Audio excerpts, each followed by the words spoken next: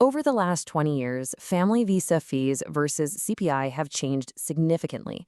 But how much of that change was inflation and how much was real growth? Using official UK Home Office and ONS data, this analysis breaks down the numbers from 2006 to 2026, comparing immigration costs to wages, inflation, and housing. And let's be perfectly clear from the start. This is not commentary. This is structured economic measurement. Okay, so here's how we're going to break this all down. First, we'll set out the scope and definitions, just so we're all on the same page.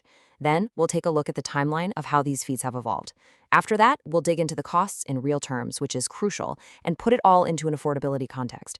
Then we'll get to the main event, building out the complete 5-year financial model. And to finish, we'll pull out the key data-driven takeaways from all of this. All right, first up, scope and definitions. To build an accurate model like this, you have to be really precise about what you are and are not measuring. So our model is going to focus on the most common path for the partner of a UK citizen, which is known as the 5-year route. It's important to understand this isn't a single application. It's actually a sequence of them over half a decade, and each one comes with its own hefty price tag. So, what costs are we including? This is key. We are only counting the mandatory government charges. That means the application fees themselves, the really big one, the immigration health surcharge, and the fees for settlement and citizenship, plus the required test. What we're leaving out are any optional costs, like paying for priority services or getting legal advice. We want to keep the focus purely on the baseline costs mandated by the government. Okay, let's move on to the timeline to see how this all unfolded. It's pretty interesting because these high costs are actually a fairly recent development. In fact, if you go back before 2003, many of these applications were processed at no cost at all to the applicant. And this slide just shows you everything you need to know. On the left, you can see the cost of a spouse visa. The dark green bar is the application fee. But then look at that light green block that gets added in 2015. That's the immigration health surcharge, and it just completely blows up the total cost. And over on the right, you see a very similar steep upward climb for both settlement and naturalization fees. The visual story here is pretty clear. It's one of relentless cost increases right across the board. This brings us to a really critical concept, measuring these costs in real terms. In other words, are these fees just keeping up with inflation, the rising cost of everything else, or is something more going on here? So let's look at the nominal figures first, the sticker price, if you will. An in-country visa extension back in 2007 cost £350. By 2026, that same application costs over £1,300.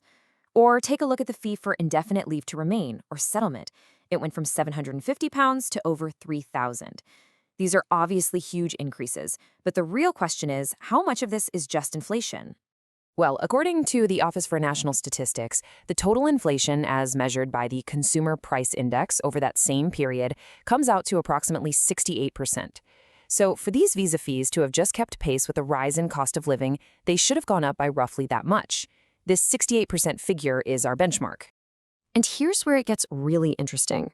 If that £350 extension fee from 2007 had simply risen with inflation, today it would cost about £588.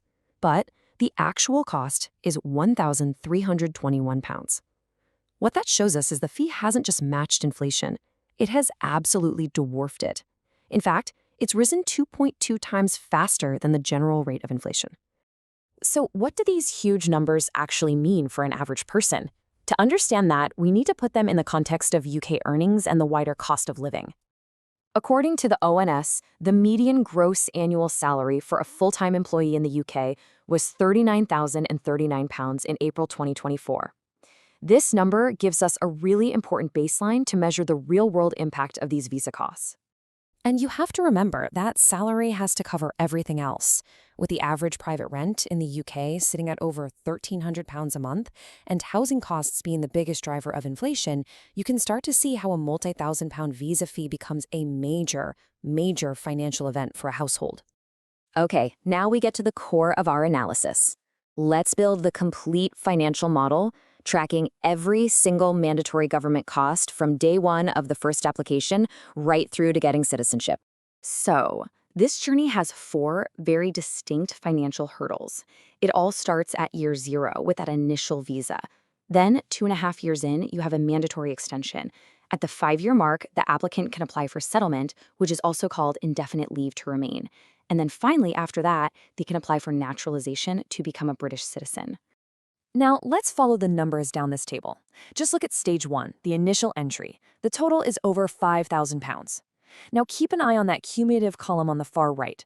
After the visa extension, the running total is already nearly £9,000. Add in the settlement application, and you're over £12,000. And finally, when you add in naturalization, you get to the grand cumulative total for one person, £13,635.50. And this chart breaks down that final figure really nicely. You can see the application fees themselves make up just over half of the total.